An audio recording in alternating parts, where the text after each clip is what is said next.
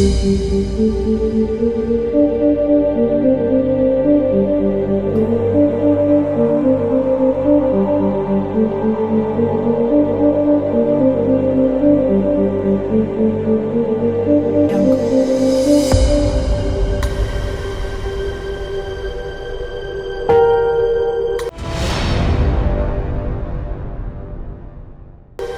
ಪ್ರಣಾಮ. ವಿಶ್ವ ಪ್ಲಸ್ ಟಿವಿಗೆ ಸ್ವಾಗತ.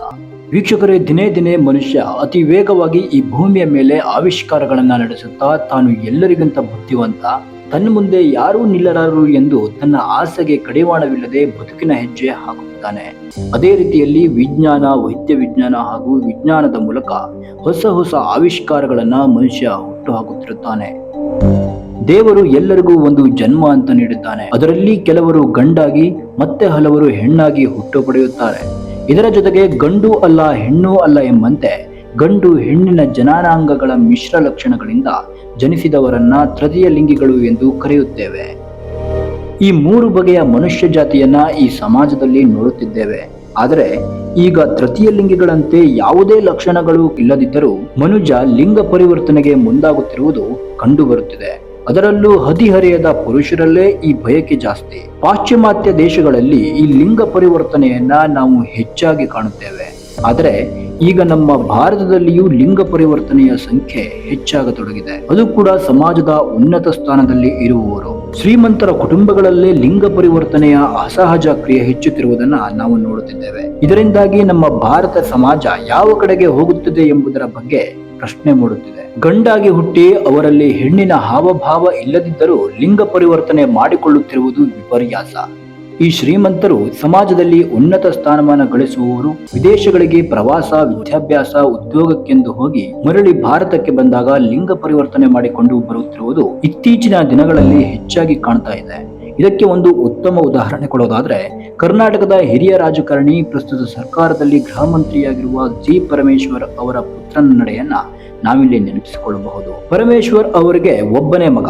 ಆ ಯುವಕ ವಿದೇಶದಲ್ಲಿದ್ದಾಗ 2018ರಲ್ಲಿ ಲಿಂಗ ಪರಿವರ್ತನೆ ಮಾಡಿಸಿಕೊಂಡಿದ್ದಾನೆ. ಆಗ ಆ ಸುದ್ದಿ ದೇಶ ಹಾಗೂ ರಾಜ್ಯದಲ್ಲಿ ಭಾರಿ ಸಂಚಲನ ಮೂಡಿಸಿತ್ತು. ವಿದೇಶಕ್ಕೆ ಹೋದ ಮಗ ಬಂದಿದ್ದು ಹೆಣ್ಣಾಗಿ. ಇದರಿಂದ ಪರಮೇಶ್ವರ್ ಕುಟುಂಬ ಮುಜುಗರಕ್ಕೆ ಒಳಗಾಗಿತ್ತು. ಈಗ ದೇವರ ಮೇಲೆ ಭಾರ ಹಾಕಿ ಬಂದದ್ದನ್ನ ಎದುರಿಸ್ತಾ ಇದ್ದಾರೆ. ಯಾವುದೇ ಲೋಪದೋಷವಿಲ್ಲದಿದ್ದರೂ ಈ ರೀತಿಯಾಗಿ ಲಿಂಗ ಪರಿವರ್ತನೆ ಮಾಡಿಕೊಂಡು ಇರಿಸು ಮುರಿಸು ತಂದಿಡುವುದು ಎಷ್ಟರ ಮಟ್ಟಿಗೆ ಸರಿ ಎಂಬುದು ಎಲ್ಲರಲ್ಲೂ ಮೂಡುವ ಸಾಮಾಜಿಕ ಸವಾಲು. ಈಗ ಇಂತಹದ್ದೇ ಮತ್ತೊಂದು ಸುದ್ದಿ ಮುನ್ನೆಲೆಗೆ ಬಂದಿದ್ದು ದೇಶಾದ್ಯಂತ ಈ ಲಿಂಗ ಪರಿವರ್ತನೆಯ ಪ್ರಥಾ ಮತ್ತೊಮ್ಮೆ ಚರ್ಚೆಗೆ ಗ್ರಾಸವಾಗಿದೆ. ಭಾರತದ ಮಾಜಿ ಆಲ್ರೌಂಡರ್, ಕ್ರಿಕೆಟ್ ಕಲಿ, X batting coach Sanjay Bangar ಅವರ ಹಿರಿಯ ಪುತ್ರ ಆರ್ಯನ್ ಹಾರ್ಮೋನ್ ಪರಿವರ್ತನೆ ಮಾಡಿಸಿಕೊಂಡು ಹುಡುಗನಿಂದ ಹುಡುಗಿಯಾಗಿ ರೂಪಾಂತರಗೊಂಡಿದ್ದಾನೆ. ತನ್ನ ಹೆಸರು ಇನ್ನು ಆರ್ಯನ್ ಅಲ್ಲ, ಅನಯ ಎಂದು ಹೇಳಿಕೊಂಡಿದ್ದಾನೆ. ಅಷ್ಟೇ ಅಲ್ಲ, ಅನೇಕ ಶ್ರೀಮಂತರ ಕುಟುಂಬಗಳಲ್ಲಿ ಯುವಕರು ಈ ರೀತಿಯ ಲಿಂಗ ಪರಿವರ್ತನೆ ಮಾಡಿಸಿಕೊಳ್ತಾ ಇದ್ದಾರೆ. ಇದನ್ನೆಲ್ಲ ಸೂಕ್ಷ್ಮವಾಗಿ ಗಮನಿಸಿದಾಗ ಈ ಲಿಂಗ ಪರಿವರ್ತನೆ ಎಂಬುದು ಒಂದು ಸ್ಟೈಲ್ ಹಾಗೂ ಫ್ಯಾಷನ್ ಆಗಿ ಮಾರ್ಪಟ್ಟಿದೆಯಾ ಎಂದು ಯೋಚನೆ ಮಾಡುವಂತ ಮನಸ್ಥಿತಿಗೆ ಸಮಾಜದ ಮುಂದೆ ತಂದೊಡ್ಡಿದೆ. ಇತ್ತೀಚಿನ ದಿನಗಳಲ್ಲಿ ಎಲ್ಲರಿಗಿಂತ ವಿಭಿನ್ನ ಹಾಗೂ ವಿಶಿಷ್ಟವಾಗಿ ಕಾಣಿಸಿಕೊಳ್ಳಬೇಕು ಎಂಬುವ ಕೀಳು ಯುವಕರಲ್ಲಿ ಬಂದುಬಿಟ್ಟಿದೆ. ಸಮಾಜದಲ್ಲಿ ತಾವು ಹೋದ ಕಡೆ ಎಲ್ಲರೂ ತಮ್ಮ ಕಡೆ ಕಣ್ಣು ಹಾಕಿ ನೋಡಬೇಕೆಂಬ ಹುಚ್ಚಿಗೆ ಯುವ ವರ್ಗ ವಿಚಿತ್ರ ಧಿರಿಸುಗಳಿಗೆ ಮಾರು ಹೋಗುತ್ತಾ ಅವುಗಳನ್ನ ಧರಿಸಿಕೊಂಡು ತಿರುಗಾಡ್ತಾ ಇದ್ದಾರೆ. ಇಂಥ ವಿಚಿತ್ರ ವರ್ತನೆಗಳೇ ಈಗ ಫ್ಯಾಷನ್ ಆಗಿ ಬದಲಾಗ್ತಾ ಇದೆ.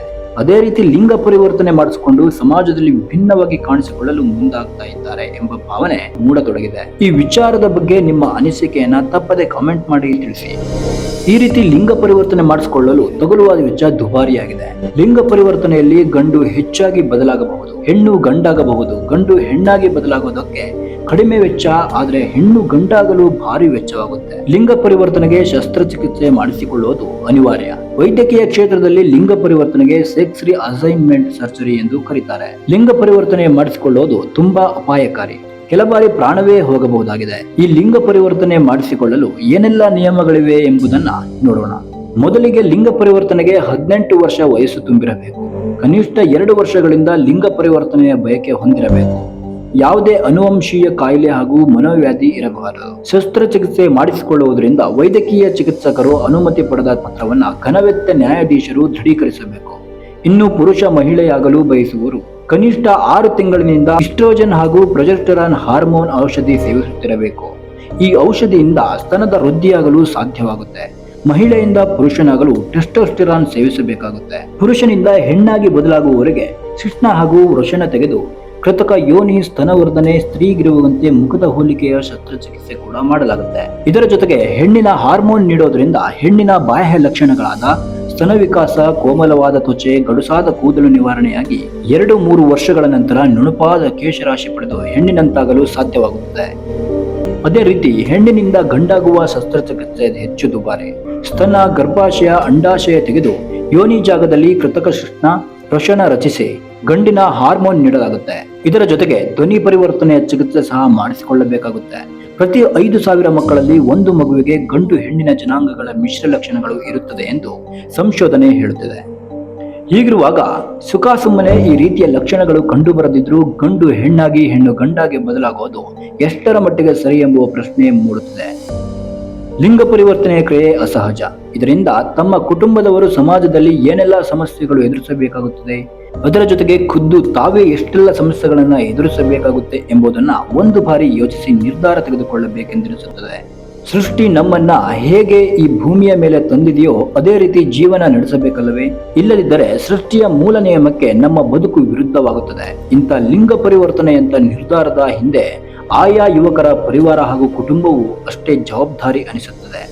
ಯಾವ ಕುಟುಂಬದಲ್ಲಿ ಅಥವಾ ಪರಿವಾರದಲ್ಲಿ ಒಬ್ಬ ಯುವಕರಿಗೆ ನಿರೀಕ್ಷಿಸಿದ ಸ್ನೇಹ, ಪ್ರೀತಿ, ಮಾನ್ಯತೆ, ಅವರ ಇಷ್ಟ ಕಷ್ಟಗಳಿಗೆ ಸ್ಪಂದನೆ ಸಿಗುವುದಿಲ್ಲವೋ ಅಂತ ಯುವ ವರ್ಗ ಹೊರಗಿನ ಸಮಾಜದಿಂದ ಅದನ್ನ ಅರಸಿ ಬರಬೇಕಾದ ಪ್ರಸಂಗವೂ ಇದ್ದಾವೆ. ಆಗ ಈ ಸಹಜ ಹಂಬಲ ಹುಟ್ಟಿಕೊಳ್ಳುತ್ತದೆ. ಅದನ್ನ ಸಮಯ ಇರುವಾಗಲೇ ಆಯಾ ಪರಿವಾರದವರು ಪರಿಹಾರ ತಂದುಕೊಂಡು ಮನೆ ಮಕ್ಕಳು ಹೀಗೆ ದಾರಿ ತಪ್ಪದಂತೆ ನೋಡಿಕೊಳ್ಳಬೇಕಿದೆ. ಯುವಕರು ನೈಸರ್ಗಿಕ ಹುಟ್ಟು ಬಿಟ್ಟು ಅಸಹಜದೆಡೆಗೆ ಜಾರುವುದು ಯಾರಿಗೂ ಒಳಿತಲ್ಲವೆನಿಸುತ್ತದೆ. ನಮ್ಮಲ್ಲಿ ಗಂಡು ಹೆಣ್ಣಿನ 2 ರೀತಿಯ ವರ್ತನೆ ಕಂಡು ಬಂದಾಗ ಮಾತ್ರ ಲಿಂಗ ಪರಿವರ್ತನೆಗೆ ಮುಂದಾಗೋದ್ರಲ್ಲಿ ಅರ್ಥವಿರುತ್ತದೆ. ಇದನ್ನ ಎಲ್ಲರೂ ಅರ್ಥ ಮಾಡಿಕೊಂಡಾಗ ಮಾತ್ರ ಬಾಳ ಪಯಣ ನೆಮ್ಮದಿಯ ಯಾನವಾಗಲಿದೆ. ಸ್ಪೆಷಲ್ ಸ್ಟೋರಿ ವಿಶ್ವ ಪ್ಲಸ್ ಟಿವಿ.